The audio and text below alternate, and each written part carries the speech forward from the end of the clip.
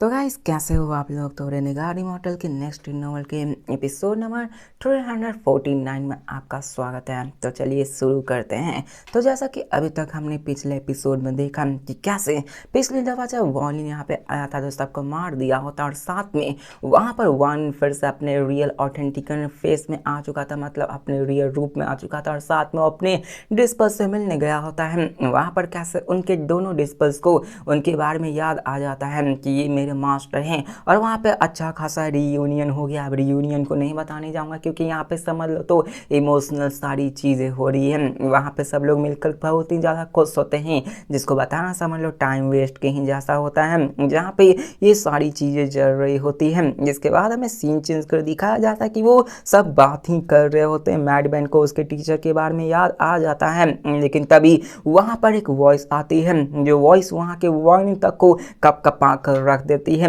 मतलब यहाँ पे ये समझ लो कि मैडमैन को याद आ चुका था कि वार्निंग उसके टीचर है, लेकिन उसी वक्त एक बंदा अपीयर हो जाता है जो कोई और नहीं सेलेस्टर एम्पायर खुद आए हुए होते हैं और आकर ही मैडमैन के कंधे पे अपने हाथ को रख देते हैं और दिखाया जाता है कि अभी जैसे ही सेलेस्टर एम्पायर वहाँ पे आ जाते हैं मैडमैन कंफ्यूज हो जाता है कि क्या वार्निंग सच में उसके टीचर है या फिर नहीं, क्योंकि यहाँ पे उसको पूरी मेमोरीज रिगेन करने से पहले सेलेस्टर एम्पायर इंटरफेयर कर लेता है और फिर सेलेस्टर एम्पायर वांगलिन की तरफ देखकर कहते हैं कि वांगलिन यहाँ पे तुम जा सकते हो, मैं तुम्हें नहीं रोकूंगा, लेकिन ऐसा लगता है कि डॉफे की मेमोरी रिकवर कर रही है, इसलिए मैं इसको सेंट्रल एंसेस्टर लैंड में ले जाके वहाँ पे क्लोज डोर कल्टीवेशन कराने वाला हूँ ताकि ये अपने आप को फुली रिकवर कर सके। जिसके बाद वहाँ से निकल जाते हैं। मतलब यहाँ पे उसने उसके मेमोरीज को रिगेन नहीं कर दिया, जैसे वो रिगेन कर रही थी वहाँ पे वो सेलेस्टर एम्पायर आके उसको लेकर भगा गया। मतलब यहाँ पे कुछ न कुछ तो गड़बड़ होती है। ये देखकर वांग पूरी तरह से हैरान हो जाता है और कहता है कि ये अच्छा काम नहीं है और वांग के एक्सप्रेशन भी अच्छे नहीं होते और कहता है कि सेलेस्टर एंचेस्टर क्लोज डोर कल्टीवेशन स्पॉट ये फिर से आ गया है, आखिरकार उस चीज के अंदर है क्या। अब वहाँ पे वो जानता है कि वहाँ पे ऑलरेडी खतरा मौजूद होगा, लेकिन वो वहाँ पर जाना चाहता था मैडमैन के लिए, क्योंकि मैडमैन की मेमोरी भी अवेक हो रही थी, लेकिन वहाँ पे सेलेस्टर एम्पायर आके उसको रोक दिया था। मतलब वार्निंग को पता चल जाता है कि उसका एक अलग प्लान हो सकता है। वो कहता है कि पहले के मुताबिक मुझे यहाँ पर जाकर देखना होगा कि मैडमैन के साथ चल क्या रहा है, आखिरकार सेलेस्टर एंचेस्टर क्लोज डोर कल्टीवेशन स्पॉट में ऐसी क्या सीक्रेट छिपी हुई है, क्या मुझे जाना चाहिए या फिर नहीं, क्योंकि अगर वार्लिन वहाँ पे जाएगा तो वहाँ पर उसको खतरा जरूर मिलेगा और देखने को उसको जरूर मिलेगा और उसकी जान भी जा सकती है। वहाँ पे सोचने लगता है और तभी वो अपने हाथों में जेड को निकालता है जो कोई और नहीं जेमिनी का ही जेड होता है कि जब भी उसको मुसीबत का सामना करना पड़े या फिर उसको कुछ चीज़ मांगना हो तो वो जेमिनी को यहाँ पे बुला सकता है। और दिखाया जाता कि वो उसको क्रश करता है और जैसे ही वहाँ क्रश करता है वहाँ पे एक फ्लाइट अपीयर होती है जो कोई और नहीं जेमिनी होती है और जेमिनी सोई हुई रहती है। वहाँ पे आते हुए कहती ओह गॉड, मैं तो सोई हुई थी, आखिरकार ये जगह में कहाँ पे आ गई। जिसके बाद वो वांगलिन की तरफ देखकर कहते हैं लिटिल वांगलिन ये तो तुम हो, और वो दोनों काफ़ी ज़्यादा खुश हो जाते हैं वांगलिन को देखकर। अब यहाँ पे वांगलिन उन दोनों के सामने ग्रीट करता है, जिसको देखकर वो कहते हैं ग्रीट करने की ज़रूरत नहीं है, चलो बताओ आखिरकार तुम्हें ऐसा क्यों हुआ कि तुम मुझे मिलने के लिए बुला लिए। अब यहाँ पे हमें दिखाया जाता है वांगलिन को जो कहता है कि ये जगह जहाँ पे आप आए हैं ये सेलेस्टर क्लैन एंचेस्टर सिटी है और क्या आपको मेरे एग्रीमेंट के बारे में याद है। तो वो दोनों कहती एग्रीमेंट, हाँ मुझे याद आया, तुमने कहा था कि मैंने कहा था कि मैं तुम्हारी एक बार कभी भी कैसी भी मदद कर सकती हूँ। तो यहाँ पे वो कहती है कि ठीक है बताओ आखिरकार किसके साथ में सब करना है, किसने मेरे फैमिली मेम्बर मेरे प्रिय छोटे से बच्चे वांगलिन को यहाँ पे तंग करने की कोशिश की।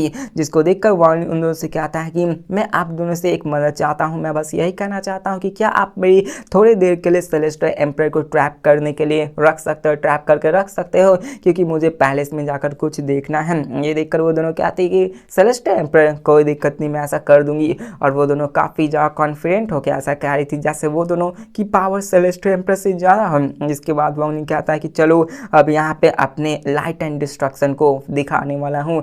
मतलब कि यहाँ पे वो सेलेस्टर एम्पायर को वहाँ पे जेमिनी के साथ फाइट करवा के अकेले ही जाके वहाँ पे देखने वाला कि आखिरकार मैडमैन के साथ हो क्या रहा है, आखिरकार वहाँ चल क्या रहा है और वो करना क्या चाहते हैं।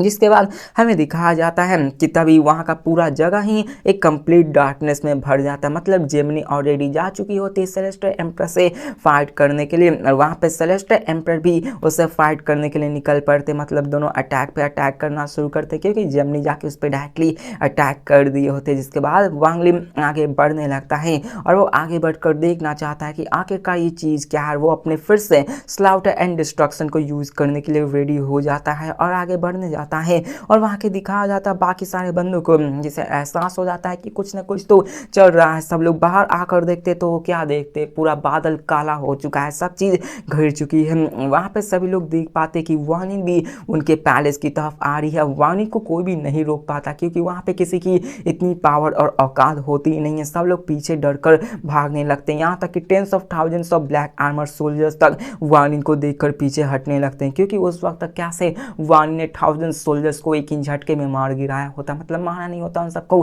काफ़ी ज़्यादा इंजर्ड कर दिया होता है, जिसके कारण वो वहाँ पे कोई भी उसके रास्ते में नहीं आता। जिसके बाद हमें सेलेस्टा एंचेस्टर को दिखाया जाता है, जो जेमिनी से फाइट करते हुए कहती है कि जेमिनी आखिर तुम्हारा करने का क्या मतलब है, तुम आखिरकार उस वांग लिन का क्यों साथ दे रही, वो मेरा भी एम्पर पैलेस में घुस रहा है, तुम्हारी हिम्मत कैसे हुई मुझे रोकने की। लेकिन वहाँ पर जेमिनी उसको अटकाए रखती है, वहाँ पर उसको फाइट कर रही थी। जिसके बाद वांग लिन आगे बढ़ता है और अपने पावर्स को चारों तरफ फैलाने लगता है। और वो कहता है मैं ओरिजिनली तो ऐसा नहीं करना चाहता था, लेकिन जबकि तुमने यहाँ पे मुझे ऐसा फोर्स कर दिया है, जबकि तुमने मैडमैन को यहाँ पे बांध कर रखा है, तो मैं यहाँ पे आ रहा हूँ। जिसके बाद वहाँ से गायब होकर निकल पड़ता है। और वहाँ पे हमें tens of thousands of soldiers को दिखाया जाता है, जो कुछ तो कर नहीं पाते हैं, क्योंकि वहाँ पर वहाँ अपने इतने ही पावरफुल किलिंग इंटेंट को रिलीज कर रहा होता कि कोई भी वहाँ पे कुछ कर ही नहीं पा रहा होता। और एक ही झटके में दिखाया जाता है कि वहाँ पे ब्लैक क्लाउड से एक मिजरेबल रोल निकलने लगता है, और वहाँ पे जितने भी बंदे होते हैं, जो जितने भी सोल्जर्स होते हैं, उन सब के मुंह से खून निकलने लगता है। मतलब उन सोल्जर्स के पास टाइम भी नहीं होता वांग लिन पर अटैक करने का। वांग लिन को अटैक करके पहले से ही घायल कर देता है। जिसके बाद वो उस गेट के पास आता है, आते ही वो गेट राख राख धूल बन जाता है, और वहाँ पे सामने वो एम्पर के सेलेस्टियल पैलेस के पास पहुँच जाता है। और डिस्टेंस में हमें दिखाया जाता है कि और भी कल्टिवेटर्स वहाँ पे आ जाते हैं। सब लोग वांग लिन की तरफ देखने लगते हैं, लेकिन अभी भी किसी की हिम्मत नहीं होती कि वहाँ पे उसके पैलेस में जाकर मार रहा है कोई आके उसको रोक सके। जिसके बाद हमें ब्लैक हेयर वांग लिन को दिखाया जाता है, मतलब कि वांग लिन ने फिर से अपने आप को तब्दील कर दिया होता है ब्लैक हेयर। और जब आपको पता है कि ब्लैक हेयर में तब्दील होता है, तो वो सिर्फ अपने स्लाउटर एंड डिस्ट्रक्शन के ही पावर को यूज किया करता है। अब सडनली दिखाया जाता है कि वहाँ पे उनके स्टैचू के अंदर से लाइट आने लगती है, और तभी वहाँ से एक और बंदा बाहर निकलता है, जो कोई और नहीं इंपीरियल टीचर होता है। मतलब उसकी भी पावर सेम टू सेम कह सकते हो, भी सेलेस्टियल एंचेस्टर सेलेस्टियल एम्पर के थोड़ी सी कम ही कह सकते हो, उसके ही जितनी होती है। वो बाहर निकलते ही कहते हैं वांग लिन। अब यहाँ पे वो कहता है कि मैंने तुम्हारा काफ़ी लंबा वेट किया, लेकिन फाइनली तुम यहाँ पे आ ही गए। अब वांग लिन भी इंपीरियल टीचर की तरफ देखने लगता है, और साथ में सेलेस्टियल एम्पर और ग्रैंड एम्पर जेमिनी की भी बैटल को देख पा रहा होता है। और साइड में हमें सेलेस्टियल एम्प्रेस के मूर्ति की तरफ दिखाया जाता है, जहाँ पे एक अलग ही बंदा बैठा हुआ होता है। बताया जाता है हमें इंपीरियल टीचर के बारे में कि इंपीरियल टीचर काफ़ी ज़्यादा पावरफुल थे, लेकिन उनके पास स्ट्रेंज कल्टिवेशन होती है। वांग उनकी तरफ देखता है, उससे कहता है कि तुम यहाँ पे क्या कर रहे हो, और वो उसको फाइट करने के लिए रेडी हो जाता है, क्योंकि वो इंपीरियल टीचर भी बीच में क्यों ना आ जाए, लेकिन वो उससे नहीं छोड़ने वाला है, और डायरेक्टली वो उस पर अटैक कर देता है।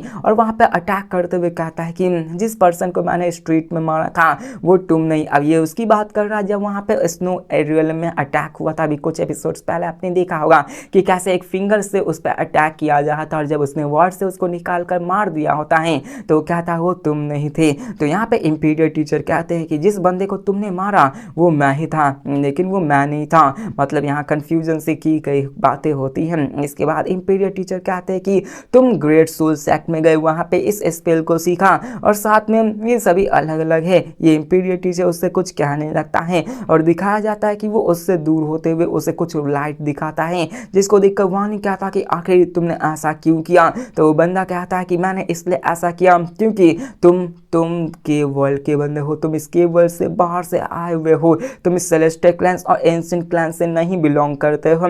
कहता है कि मैंने शुरुआत में इस स्पेल स्पेल को बनाया ताकि यहाँ पे मैंने सारे सेक्ट में उसको फैला दिया ताकि इस स्पेल को कोई भी आकर सीख सके और तुमने आकर इसको सीखा। मतलब मैंने ये जान गया कि तुम बाहर के बंदे हो, तुम बाहर से आए हुए बंदे हो। और यहाँ पे वो उससे कहता है कि जबकि तुम मेरे काम के हो तो मैं तुम्हें जॉस फ्लेम दे सकता हूँ जिससे कि तुम अपने कल्टीवेशन को बढ़ा सकते हो। अब यहाँ पे आपको समझ में नहीं आ रहा होगा, लेकिन धीरे धीरे एपिसोड आगे बढ़ते बढ़ते आपको समझ में आने लगा कि आखिर यहाँ पे चल क्या रहा है। जिसके बाद इंपीरियल टीचर कहते हैं कि देखो यहाँ पे तुम एंचेस्टर इमॉर्टल कॉन्टिनेंट से बिलोंग नहीं करते हो, तुम बाहर से आए हुए हो, इसलिए मैंने तुम्हारे पे नज़र बनाए रखी है।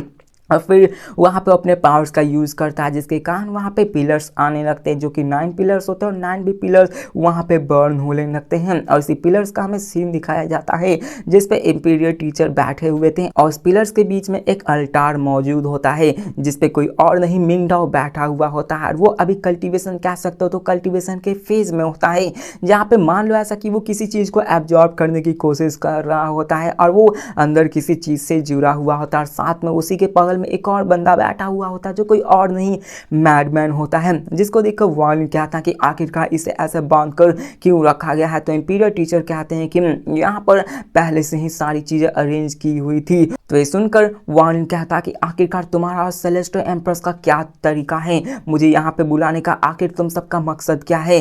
जिसको सुनकर वो कहता है कि मैं बताना चाहता हूँ कि सेलेस्टियल एंसेस्टर के पास इन्फिनाइट पावर है, लेकिन अभी के वजह अगर तुम मुझे एक चीज वादा करो तो मैं तुम्हें सेलेस्टियल एंसेस्टर की पावर को इनहेरिट करने में मदद कर सकता हूं, जिसके कारण तुम यहाँ के इमॉर्टल एस्टर कॉन्टिनेंट के सबसे स्ट्रॉन्गेस्ट बंदे बन सकते हो। अब ये सुनकर वांगली के एक्सप्रेशन अभी भी सेम टू सेम वैसे होते हैं और वो इंपीरियल टीचर की तरफ ही घूर कर देखने लगता है। और यहाँ पे पहले ही उसने ऑफर कर दिया होता है कि क्या तुम्हें सेलेस्टियल एंसेस्टर की पावर की जरूरत है। अब देखो सेलेस्टियल एंसेस्टर और सेलेस्टियल एम्पर दो अलग बेइंग हैं। सेलेस्टियल एम्पर अभी के फिलहाल के एम्पर होते हैं, लेकिन सेलेस्टियल एंसेस्टर वो सबसे पहले बेइंग होते हैं जो कि इस सेट को एस्टेब्लिश किए हुए होते हैं। फिर इंपीरियल टीचर वार्निंग की तरफ देखकर कहता है कि मैं तुम्हें उसके कल्टीवेशन लेवल्स को एब्जॉर्ब करने में मदद कर सकता हूं और साथ में जॉस फ्लेम भी दे सकता हूं, जिसके कारण तुम्हारी कल्टीवेशन का बहुत ही बड़ा हिस्सा बूस्ट हो जाएगा। अब ये वार्निंग देखकर कहता है कि यहाँ पे मैं तुम पे यकीन नहीं करता, आखिरकार मैं कैसे मान लूँ कि तुम जो भी कह रहे हो सच कह रहे हो।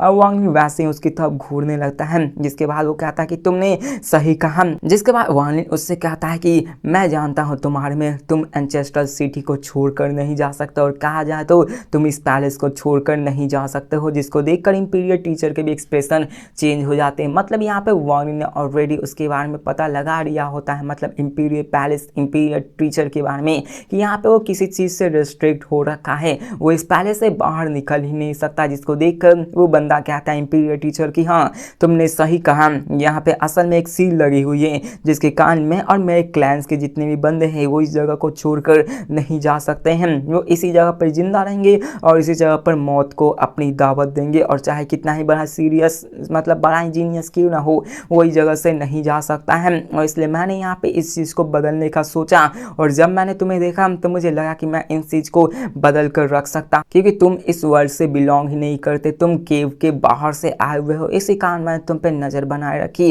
और यहाँ पे मैंने हमेशा तुम पे नज़र बनाया था ताकि यहाँ के सील को ब्रेक किया जा सके। और इसलिए मैं तुम्हें यह पावर ऑफर कर रहा हूँ कि अगर तुमने मेरे इस सील को तोड़ने में मदद की तो मैं तुम्हें सेलेस्टियल एंसेस्टर की पावर को ग्रांट कर सकता हूँ, जिसके कारण तुम इस एंसेस्ट्रल लैंड के कॉन्टिनेंट के सबसे स्ट्रॉन्गेस्ट बंदे बन सकते हो।